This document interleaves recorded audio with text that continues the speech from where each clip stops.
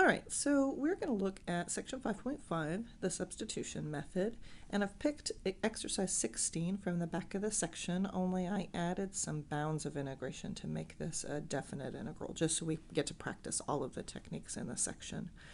When we look at this function, you can see this isn't one of the straightforward functions we know the antiderivative of, like we did in section 5.3, so we need a new technique, we need something different.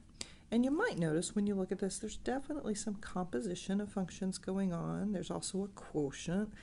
Well, what do? The composition is what I want to focus on for just a second. If you remember, this has got to be the derivative of something. And when we did derivatives, the way we dealt with composite functions was the chain rule. So if we had a function f of g of x, and you wanted to take the derivative of that, the chain rule says this is f prime of, leave the inside alone, and multiply by the derivative of the inside. And sometimes we even did call that inside function u, hence the u in U-Substitution. Okay, so u, what is a good inside function here? I'm going to guess square root of x. Guesses are okay. Sometimes we come back and realize our guess wasn't good, so we just start again.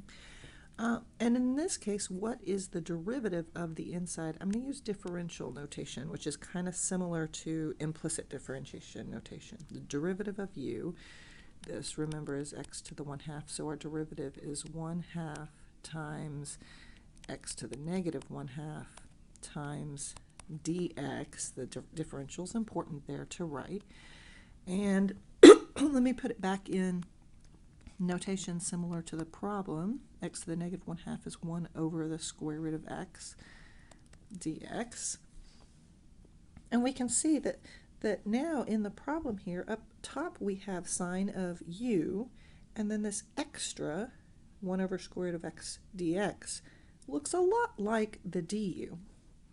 Not quite. There's this extra 1/2 in the du that I'd really like to get rid of it so that it will match my problem. So how do I get rid of a 1/2? Well, I multiply everything through by 2, and I get 2 du is 1 over the square root of x dx. Okay, great, because now this 1 over square root of x dx can be my 2 du. So I'm rewriting this in terms of u now. Sine of u times 2 du. I'm going to put my 2 in the front and the du at the end, just because that's the way mathematicians like to write things. And, okay, maybe not equal yet. What is left over? I need to also change these bounds of integration. These refer to the variable x. X ranges from 0 to pi squared over 4.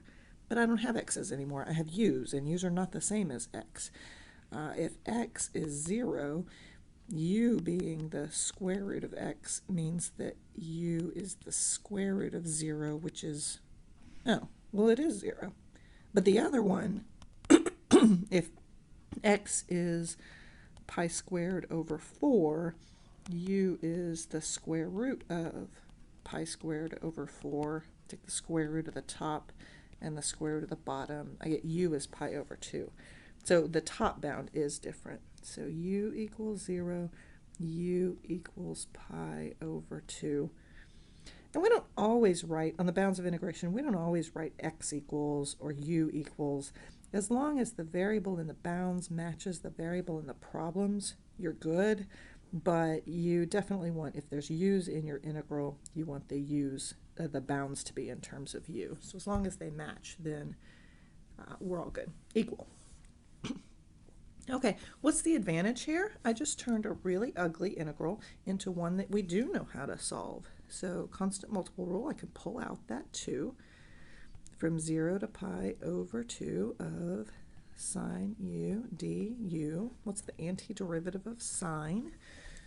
Well, cosine's a great choice, only derivative of cosine is negative sine, so we're off by a negative. So my antiderivative is negative cosine u. And this is the notation to remind us we still need to evaluate from 0 to 2 pi. What that means is we write negative cosine pi over 2, oh, I think I just said 2 pi, but it's pi over 2 minus, this minus comes from fundamental theorem, negative cosine 0, which is 2 times, cosine pi over 2 is 0, negative negative is positive, and cosine 0 is 1. So final answer 2 there. All right, great. You've just worked a substitution problem. Now there's a couple of things. Different people like different notation, and so I want to show you a couple of variations in case maybe you've learned it this way before. You can see it's exactly the same thing, or if you just like it better, that's fine too. Notice up here in the step where we had du equals 1/2 1 over square root of x dx, we went ahead and changed it to look like the problem, to look like here. Some people instead might try to make the problem match what du says in this step. So 1/2 1 over square root of x dx. If I want to change my problem to match that, then I need to multiply by 1/2, so that now I have the 1/2 1 over square root of x dx. But you can't just multiply by 1/2. That's not fair unless you also multiply by 2.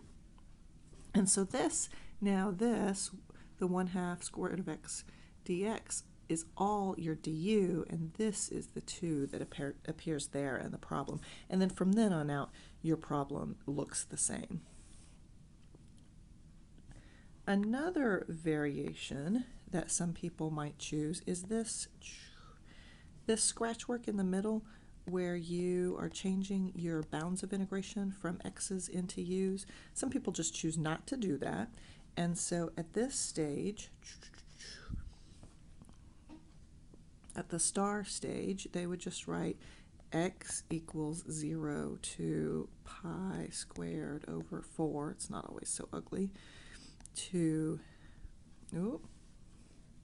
if you're going to do this, it's really important to write x equals to sine u du, because notice the u's and the x's don't match, so you have to tell people what you're doing. And then same thing, you get 2 times negative cosine u evaluated from x equals 0 to x equals pi squared over 4. And then the reason you might choose to do it this way is if you like to turn your u's back into x's before the end of the problem. This would be cosine square root of x, and now x is being evaluated from 0 to pi squared over 4.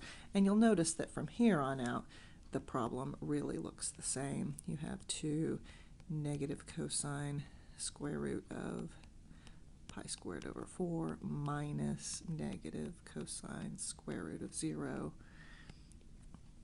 which is the same as the problem above. I'm going to put dot, dot, dot, and you wind up with the same answer. So 2 slight variations on the way you might keep track of the notation, but in black here you have the complete problem worked out. Pretty straightforward U-substitution problem.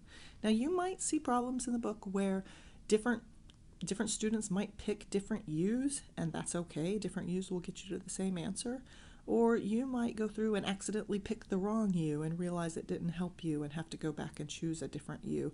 That's fine. In U-substitution, your U is just a guess, and then you play with it and see if it helped. If it helped, great, you'll get an answer. Good luck.